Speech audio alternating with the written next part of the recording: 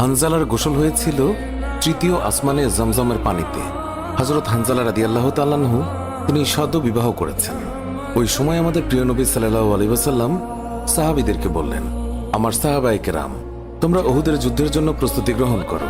রাসূলুল্লাহ সাল্লাল্লাহু আলাইহি ওয়াসাল্লাম হযরত হানজালা রাদিয়াল্লাহু তাআলা আনহুকে বললেন, হানজালা, তোমাকে যুদ্ধে যেতে হবে না। তখন হানজালা রাদিয়াল্লাহু তাআলা আনহু বললেন, ইয়া রাসূলুল্লাহ, আপনি যুদ্ধে যাবেন, কাফেরদের সঙ্গে যুদ্ধ করবেন, আর আমি সেখানে না গিয়ে স্ত্রীর সঙ্গে আমোদ প্রমোদ করব? এটা আমি সহ্য করতে পারবো না, আমাকেও যুদ্ধে নিয়ে চলুন। রাসূলুল্লাহ সাল্লাল্লাহু আলাইহি ওয়াসাল্লাম তখন বললেন, হানজালা, আমি তোমাকে আদেশ দিলাম, তুমি বাড়িতে থাকো, তোমাকে যুদ্ধে যেতে হবে না। হানজালা তখন নবীর আদেশ শুনে কাঁদতে কাঁদতে বাড়ি চলে গেল। আমাদের প্রিয় নবী সাল্লাল্লাহু আলাইহি ওয়াসাল্লাম সাহাবীদেরকে নিয়ে যুদ্ধে চলে গেছেন। এদিকে সাহাবী হানজালা তার স্ত্রীর সঙ্গে রাত কাটানোর পর তার উপর গোসল ফরজ হয়ে গিয়েছে, তাই সে গোসল করতে গেছেন, পানি নিয়ে দাঁড়িয়েও গেছেন। এই সময় মদিনার গলি থেকে কেউ একজন চিৎকার করে বলছিলেন, মদিনার মুসলমানরা, তোমরা কার জন্য জীবিত থাকবে? তোমাদের প্রিয় নবীকে কাফের মুশরিকরা শহীদ করে দিয়েছে। এই কথা যেই মাত্র হানজালার কানে পৌঁছালো, তখনই তিনি পানির বালতি ফেলে দিয়ে তার স্ত্রীর কাছে গেল এবং তার স্ত্রীকে বলল, হে আমার স্ত্রী, তাড়াতাড়ি আমার তলোয়ারটা দাও। যে কাপুরুষরা আমার নবীকে শহীদ করেছে, যে কাফেররা বিশ্বনবী হযরত মুহাম্মদ সাল্লাল্লাহু আলাইহি ওয়াসাল্লামকে হত্যা করেছে, আমি তাদেরকে ছাড়ব না। আজ হয় তারা মরবে, না হয় আমি মরব। যেই দুনিয়ায় নবী নেই, সেই দুনিয়ায় আমি বাঁচতে চাই না। দাও, আমার তলোয়ারটা দাও। তখন হানজালার স্ত্রী বললেন, আপনি আমার নবীর হত্যাকারীকে হত্যা করতে যাচ্ছেন? যান, আমি বাধা দেব না, আমার বাধা দেওয়ার অধিকার নেই। তবে আপনি দয়া করে গোসল করে পবিত্র হয়ে যান, কেননা আপনার উপর গোসল ফরজ হয়ে গিয়েছে। এছাড়াও আপনি যদি উহুদের ময়দানে শহীদ হয়েও যান, আমি কোনো দুঃখ করব না। উত্তরে হানজালা বললেন, না, যদি আমি গোসল করতে চাই, তবে আমার নবীর হত্যাকারীরা কিছু সময়ের জন্য হলেও বেঁচে থাকবে, এটা আমি হতে দিতে পারি না। আমার যেই দুনিয়ায় আমার নবী বেঁচে নেই, ওই দুনিয়ার পানি দিয়ে আমি গোসল করতে পারি না। এই বলে তিনি তলোয়ার নিয়ে চলে গেলেন। উহুদের ময়দানে তিনি অনেক কাফেরকে হত্যা করলেন। একসময় যুদ্ধ করতে করতে তিনি শহীদ হয়ে গেলেন। যুদ্ধ শেষ হয়ে গেলে আল্লাহ রাসূল সাহাবীদেরকে বললেন, হে আমার সাহাবীরা, তোমরা যাও, গিয়ে দেখো আমার যে সকল সাহাবায়ে কেরাম শহীদ হয়েছে তাদের লাশ সংগ্রহ করো এবং তাদেরকে গোসলবিহীন দাফনের ব্যবস্থা করো। সকল শহীদের লাশ এনে এক জায়গায় রাখা হচ্ছে। নবীজি গুনে দেখলেন ৬৮টি লাশ রয়েছে, ২টি লাশ নেই। একজন তার চাচা হামজা রাদিয়াল্লাহু তাআলা আনহু, আর আরেকজন হানজালা রাদিয়াল্লাহু তাআলা আনহু। অস্থির হয়ে পড়লেন নবীজি। সব সাহাবাদের পাঠালেন লাশ খোঁজার জন্য।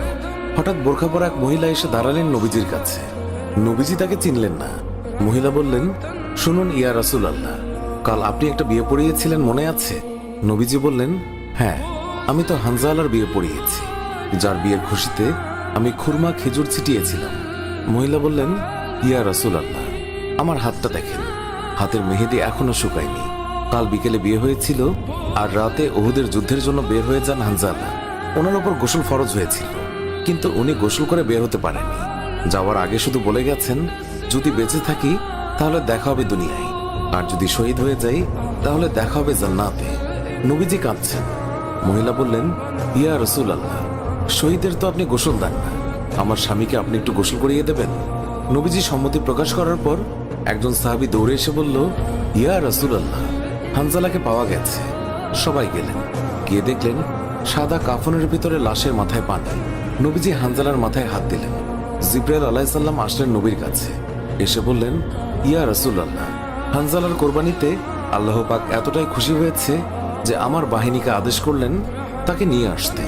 ইয়া রাসূলুল্লাহ, আমরা ফেরেশতারা তাকে তৃতীয় আসমানে নিয়ে জমজমের পানি দিয়ে গোসল করিয়েছি এবং তার শরীর থেকে যে সুগন্ধ পাচ্ছেন, এটা আল্লাহ পাকের বিশেষ খুশবু, মেশক আম্বর আতরের ঘ্রাণ। আমরাই ওনাকে কাফনের কাপড়ে আচ্ছাদিত করেছি। আল্লাহ তার প্রিয় মানুষকে কি পরিমাণ ভালোবাসেন, কি পরিমাণ সম্মানিত করেন, তা আমাদের পক্ষে কল্পনা করাও সম্ভব নয়। শহীদগণকে গোসলবিহীন দাফন করা হয় কারণ কিয়ামতের ওই কঠিন দিন যখন মহান আল্লাহ রাব্বুল আলামিন বিচারের জন্য বসে যাবেন, তখন এই সাহাবায়ে কেরাম আল্লাহর সামনে দাঁড়িয়ে যাবে। মহান আল্লাহ রাব্বুল আলামিন তাদেরকে জিজ্ঞাসা করবেন, বান্দারা, তোমাদের এই অবস্থা কেন?